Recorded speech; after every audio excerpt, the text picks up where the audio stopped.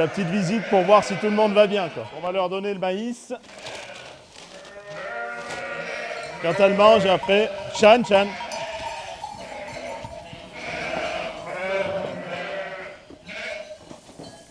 Allez, filles.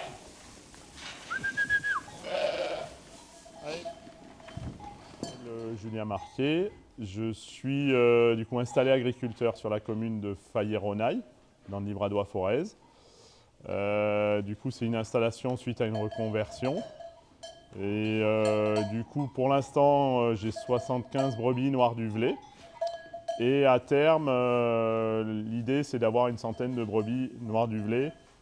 Et pour le moment, je travaille ces brebis en croisement avec des béliers charolais. Et l'idée, c'est de faire mon renouvellement, de travailler en race pure. Faire ça. Et après, pour pouvoir respecter nos animaux et qu'ils soient dans de bonnes conditions, qu'ils soient alimentés correctement, et ben à un moment, il faut bien qu'ils rentrent de l'argent sur la structure. Et l'abattage des animaux en fait partie. Après, moi, l'idée de créer ma structure, c'était d'avoir une structure qui soit viable pour moi, qui peut être un démarrage pour mon fils, mais qui ne soit surtout pas une obligation. Quoi. Voilà, si c'est un métier où on veut devenir milliardaire parce qu'on fait beaucoup d'heures, ça ne marchera pas. Mais après, on peut se nourrir autre chose que de l'argent. Quand j'ai démarré, le problème du foncier, je pense que c'est à peu près général sur toutes les exploitations, c'est pas toujours évident. Donc moi, j'ai démarré avec une structure qui était limite viable, c'est pour ça que j'ai diversifié.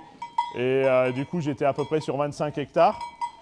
Et ben là, en fait, il y a des gens quand même qui adhèrent à mon projet et aujourd'hui, j'ai un peu plus de 40 hectares. Il faut déjà, moi, m'habituer aux brebis parce que je n'avais pas l'habitude de travailler avec. Et du coup, l'idée, c'était de travailler avec un chien. Le fait de travailler avec un chien, ça simplifie beaucoup le travail de l'éleveur au vin et je pense de tous les éleveurs en général qui ont des animaux.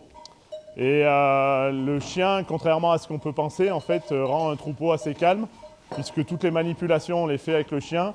Et c'est pas la brebis avec l'homme, c'est la brebis avec le chien. Du coup, la brebis, elle est très proche de l'homme, quoi. Donc c'est comme les agnelles, hein, c'est le début de la pâture.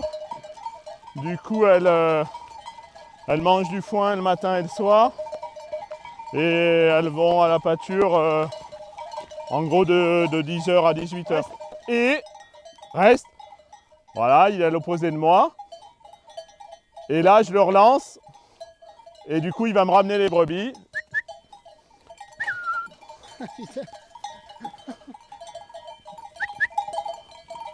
Là, stop. C'est bon. Voilà, dès qu'il y a une brebis qui s'écarte, il y va. Il les ramène sur le chemin. Voilà, là, les brebis m'ont doublé. C'est pas grave.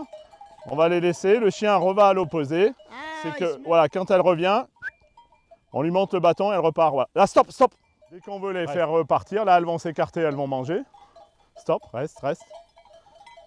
Et quand on veut les regrouper, on envoie le chien.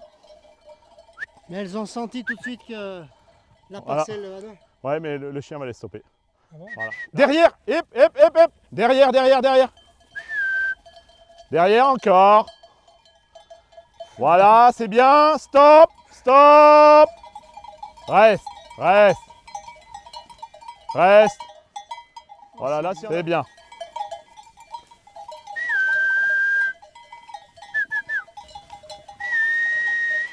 Là, stop. Reste.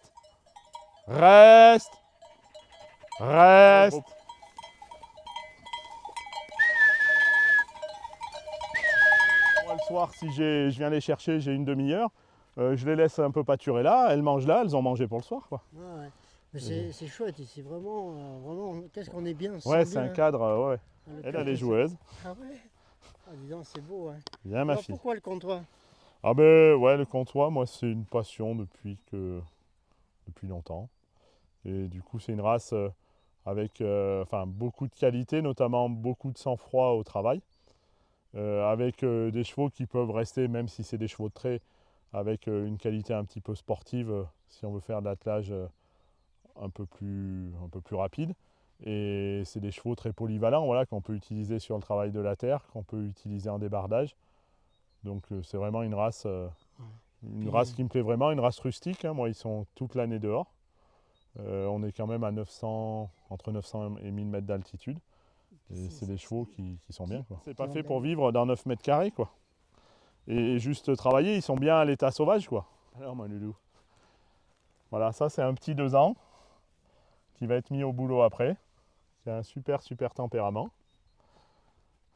Et voilà, et les deux qui vont bosser. Voilà Fanfan, Bonjour Fanfan. Ça va? un très bon cheval de travail qui C'est s'adapte. jument ou c'est... C'est un ongre lui. Ah non, d'accord. Donc l'avantage de travailler avec Qu'est-ce un qu'on appelle ongre. un ongre? Un ongre c'est un mâle castré. Mal castré. Et du coup en fait eh ben, il est toujours à humeur égale quoi. Fanfan il va aller bosser. C'est ça aussi, hein? Et Fanfan il adore, en plus là on va faire du labour, il adore le labour. Il adore labourer. Lui. Et elle un petit peu moins, alors elle doit le ressentir aujourd'hui. Ah, elle a dit non, je veux pas y Elle a aller. dit je veux pas. Je viens ma fille. Il fait trop chaud. Aquarelle c'est une super jument de calèche. D'accord. Mais parce qu'en fait c'est une jument qui a un pas un peu rapide.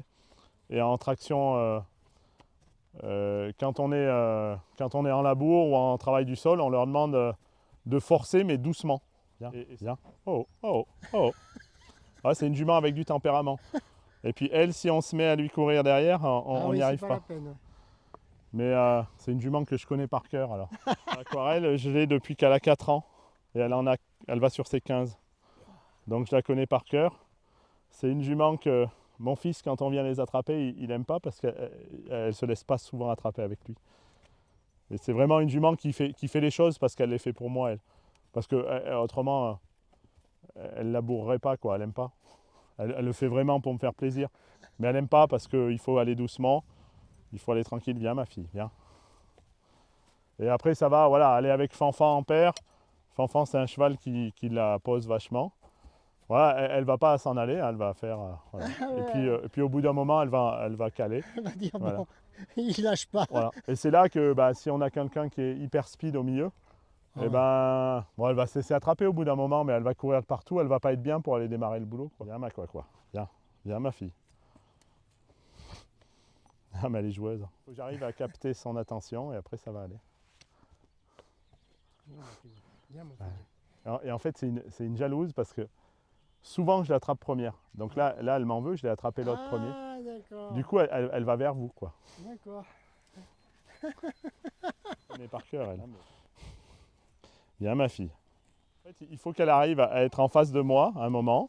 Ouais, qu'elle dise bon. Et ben qu'on se capte. Et une fois qu'on voilà, là elle m'évite quoi. Elle se met toujours de travers. Elle regarde pas. Ouais, voilà. Ah, ça y est, je commence. Viens. Ah, ça y est. Ouah. Bien. Ah, c'est vraiment incroyable. Ouais, en fait, les animaux, quand on arrive à les capter, du regard, de l'attention, après, après sur des animaux manipulés, mais sur des animaux manipulés, après, on arrive vite à les... Enfin, je veux dire, c'est une histoire d'échange un peu et on se capte et c'est bon. Mais là, par contre, si j'étais parti en courant là, du début derrière, on courirait encore. Ouais. Puis elle serait là-bas, elle serait là-haut, on arrivera pour l'atteler, elle va être toute énervée. C'est fini après. Ouais, ça je les monte au camion ou dans le van. Elle adore monter première. Si elle monte deuxième, des fois, elle va faire 2 fois pour monter alors qu'elle sait monter par cœur. Mais parce qu'elle me fait payer le fait que je ne l'ai pas fait passer première. Il nous voit galérer, tourner la charrue, marcher avec lui. Enfin voilà, si en débardage ça monte, eh ben, on monte la côte avec lui, on tire la chaîne. Si l'arbre se coince, on essaye d'aider le cheval. Enfin, et on est vraiment... Enfin, il y a une autre complicité qui se fait. Loulou, hein, tu bouges pas. T'es sage, hein. Oui, bah lui, mais lui, il a un tempérament en or. Il est capable de rester déjà une journée attaché. Il a un super tempérament. Et donc lui aussi, il va... Lui, ça sera... en fait, elle a 14 ans.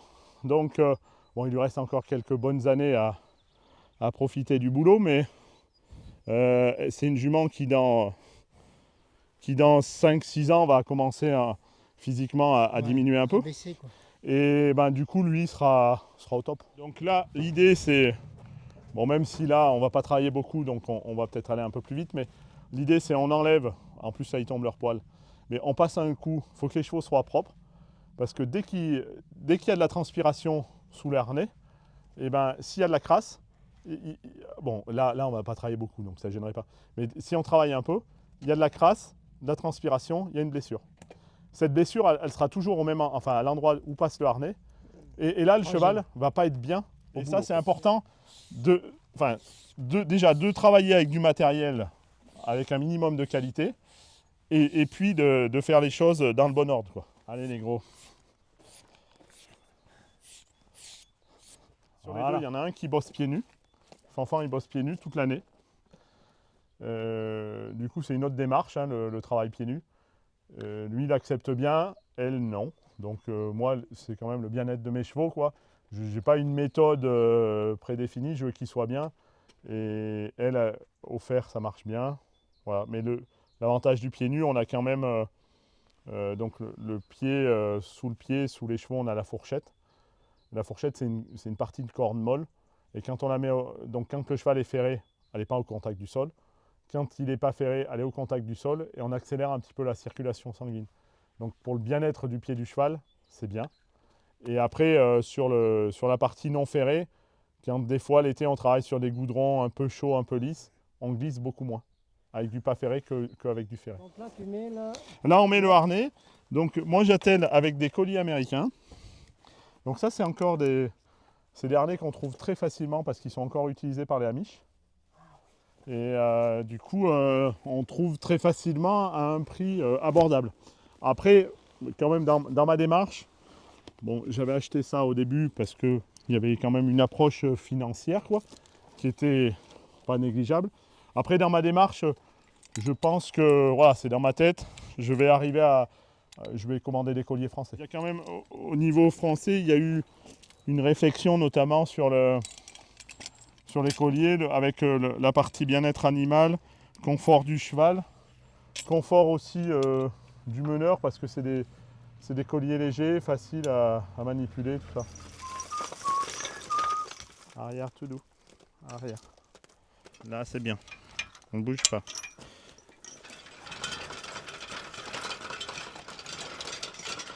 Alors là-bas, les cabanons, là-bas, c'est les poules. Ouais, c'est les poules. Ouais. Donc là aussi, j'ai vu que les œufs, ils étaient appréciés. Ouais, les œufs, il faudrait que en avoir, ça part comme du pain les œufs. Alors là, je vais en remettre parce que j'ai eu une attaque de renard et c'est pour ça qu'on va clôturer différemment. Ah, Mais l'idée, c'est d'avoir une centaine de poules pondeuses. Là, c'est tranquille, hein. Ah oui. Quand on part au champ comme ça, Voilà. on peut pas arriver beaucoup mieux, hein. Mais là, ce système de petits chariots, bah, ça permet d'amener la charrue au champ sans un autre outil, quoi. Donc là, on va enlever le chariot. Voilà, ça y est, le chariot est enlevé. Bon là, comme je vais faire le champ, je vais le faire en deux parties. Du coup, on va le démarrer là. Et du coup, on va faire ce qu'on appelle la raie d'ouverture. Donc la raie d'ouverture, c'est les chevaux, on les fait aller le plus droit possible. Et on va terrer la charrue au maximum. Et c'est notre raie de repère. Donc il y a l'aplomb qu'on règle de la charrue là. Donc ça, on le règle pas forcément pour la raie d'ouverture, mais surtout une fois que la charrue est dans l'arrêt. Pour l'arrêt de retour, on le fera après. La profondeur. Et après, devant, c'est la voie, en fait, la largeur qu'on fait prendre. Du coup, là, quand on fait notre raie d'ouverture, on met point de voie, on va aller tout droit. On met assez de profondeur parce que, comme la charrue, elle n'est pas dans l'arrêt, donc pour qu'elle descende au maximum. Et après, on remonte petit à petit. L'idée, je vais labourer en gros, pour le moment, de cette partie-là, 100 mètres de fumier pour mettre les oignons. Oui, je fais des oignons aussi un peu. Et après, je mets du fumier pour les pommes de terre et tous les autres légumes. Il y a une centaine de mètres. Okay. En fait, bon après eux, ils sont maintenant habitués, mais quand on veut habituer des chevaux à travailler, il faut un petit peu de longueur. Donc là, mon boulot, moi, ça va être bon, de surveiller un peu la charrue, mais surtout de faire aller mes chevaux un maximum droit. Donc pour ça, je me mets assez à l'arrière et je regarde loin devant. C'est bon, on démarre? On y va? Allez.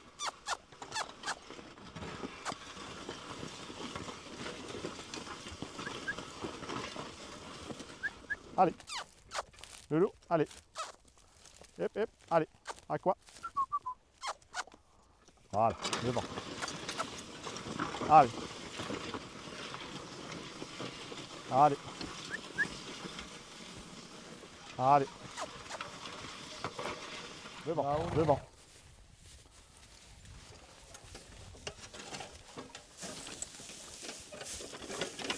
Oh oh, oh oh, oh oh. Voilà. Oh oh. Ah, c'est bien, c'est bien. On va mettre un peu moins de voix.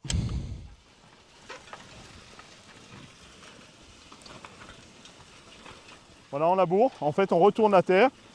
Donc, on descend 15-18 cm. Et en fait, ça reste le meilleur moyen de désherber mécaniquement. Parce qu'on retourne les mauvaises herbes, on met la tête à l'intérieur et on sort les racines au soleil. Et du coup, c'est ce qui désherbe le mieux. Et là, on attend, c'est bien. Là, c'est la 3e année que je travaille au cheval. Du coup, pas tassé, on a de la terre qui s'allège quand même. Hein. Là, tu vas les utiliser vraiment pour le travail Oui. à partir de... Et là, on attaque à préparer la terre à partir de maintenant. Là. Voilà. C'est le début, donc là, on va préparer la terre, labourer. Après, on préparera le lit de semences. Si sur certaines parties, je fais un peu un faux semis pour les adventices, comme ça, on les enlève avant, mettons, de mettre de la patate. Et puis après, on fait les raies, on plante les pommes de terre. Après, on va biner, buter et arracher. Voilà. Et ensuite, après, on va ramasser aussi. Oui, voilà, on arrache au cheval et après, on ramasse à la main. Et ensuite, après, c'est pour toi ou c'est pour... Non, alors moi, j'en fais pour moi et puis j'en fais pour commercialiser, quoi. Une partie, voilà. Alors, comme je vous disais tout à l'heure, qui n'est pas en bio, mais qui est avec une démarche.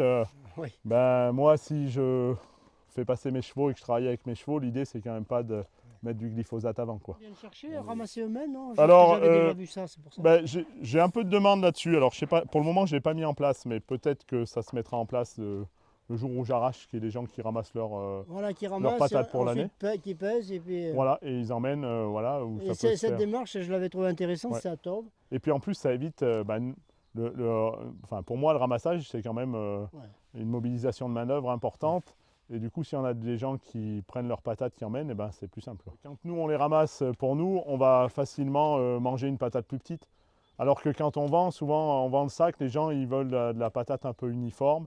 Alors que les gens qui viennent ramasser au pré, au champ plutôt, ils vont ramasser plutôt du tout venant et c'est mieux aussi dans cette idée-là.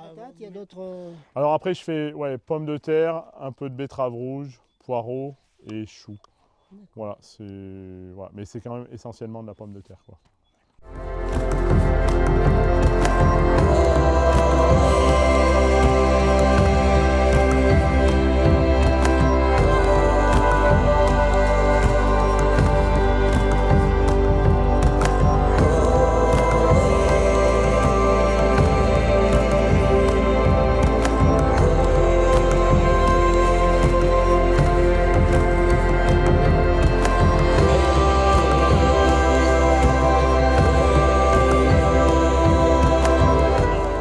Des prestations avec mes chevaux qui peuvent être en calèche ou après en démonstration de débardage, de travail plutôt à l'ancienne.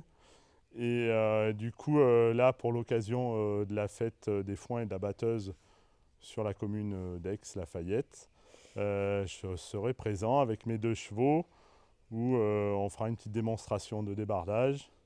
Il y aura aussi une traction d'un char ancien. Mais on vous laissera venir voir ça le jour J. Aurélie, je suis la trésorière de l'association Les Amis d'Aix.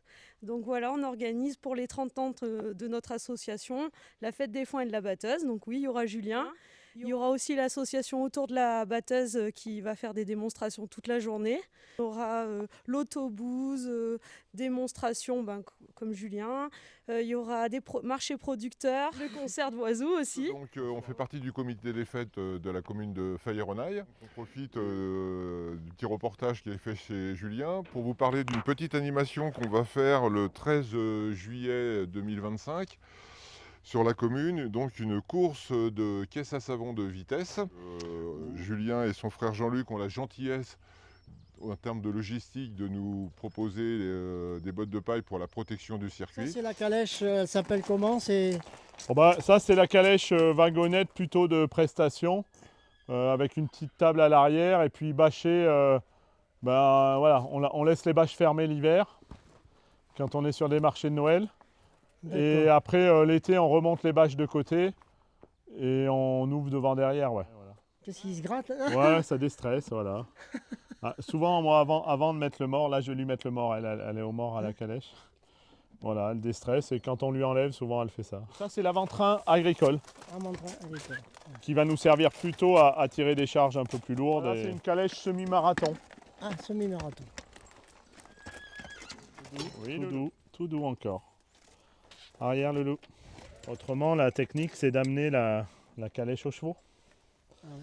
Mais bon, Ah oui. il faut traîner la calèche, les laisser à un point fixe, être 2 ou 3 pour atteler. Enfin, on va passer proche du ruisseau de Ronaille.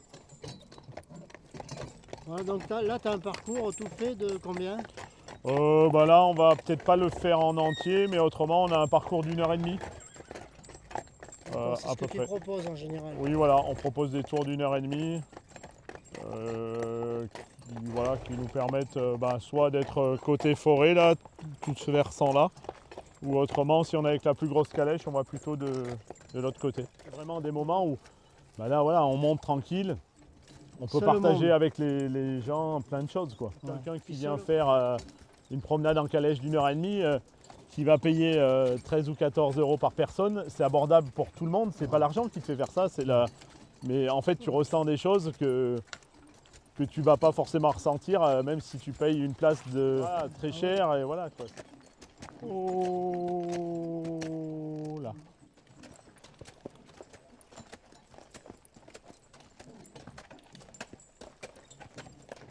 Je faisais déjà quelques prestations quand j'étais inséminateur, avec mes chevaux, par passion, quoi.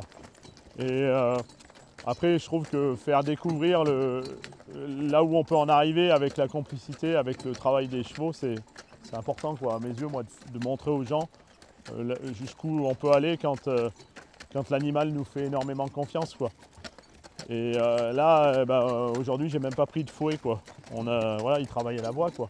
Parce qu'on travaille en confiance, quoi. Quelqu'un qui passe 1h30 avec moi sur une promenade, il se rend compte qu'on n'exploite pas les chevaux, qu'ils sont pas maltraités, que même s'ils transpirent, ils vont bien. Ils se rendent compte des petits détails, ils sont sensibles au bien-être animal qu'on peut faire sur tous les animaux sur notre ferme, quoi. Le travail du bois, ça c'est vraiment une spécificité que Ouais. tu développes aussi. Oui, alors après, il y a un petit peu de demande sur le travail du bois. Après, on est plutôt sur une approche un peu différente de la forêt, avec plutôt une idée culture de la forêt et pas trop exploitation. Et du coup, là où on va plutôt gérer, là où le cheval il est plus efficace, c'est sur des éclaircies de parcelles qui ont 25-30 ans, là où on est efficace parce que c'est du bois pas trop gros.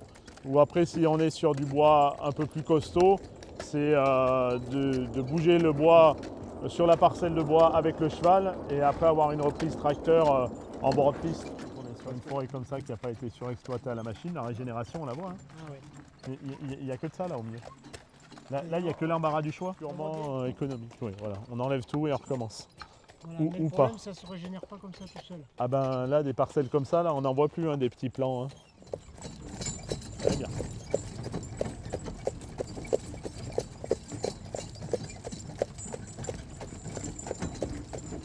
Yep, yep, yep, yep, yep. Allez. Yep, yep. Yep, yep, yep, yep. Allez. Yep. Là, on repasse au trot. C'est bien les gamins.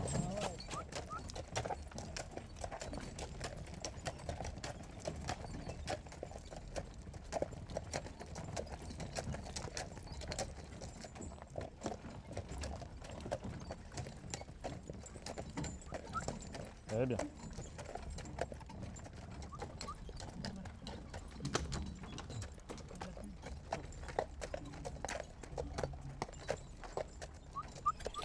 Très bien les loulous.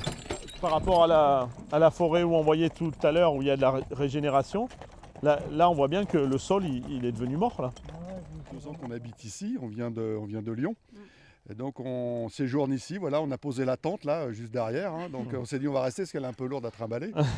Et puis avec des copains comme voilà, Julien, son frère et toute l'équipe qu'il peut y avoir autour, c'est trop génial. Donc là on se sent comme chez nous.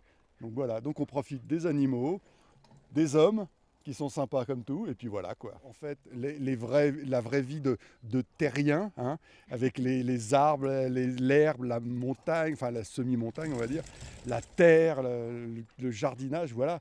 On se retrouve dans nos... On se ressource, ouais. La petite pause. Tout le monde fait. Et là, ce chemin, normalement, on a un peu de sensation en descendant. Ouais. Allez, les gros. Allez. Trottez. Allez. Allez, on accélère. Yep. Allez. Yep. Allez. Yep. Ouais, c'est Je sais bon. pas combien on a mis de temps, mais Ouais.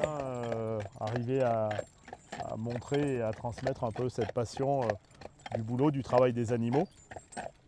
Et après, moi aussi, j'ai passé une super journée avec un monsieur passionné par ses vidéos et surtout à l'écoute pour découvrir un nouveau domaine qu'il ne connaissait pas forcément, quoi. Arrivé au point de départ.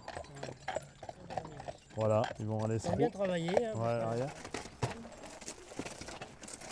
Droite un petit peu sur place. Sur place, tout doux. Hop, arrière. Ils sont hyper à l'écoute, quoi. Ah, ouais. Ils adorent me faire plaisir, quoi. Parce que naturellement, le cheval, en fait, c'est un animal qui va toujours vers l'avant, qui fuit. Ouais. Quand il recule, c'est vraiment qu'il a confiance. Et parce qu'en fait, il ne voit pas. Et en fait, il faut vraiment qu'il fasse confiance à la personne qui le fasse reculer parce qu'il ne sait pas s'il va dans le danger ou non.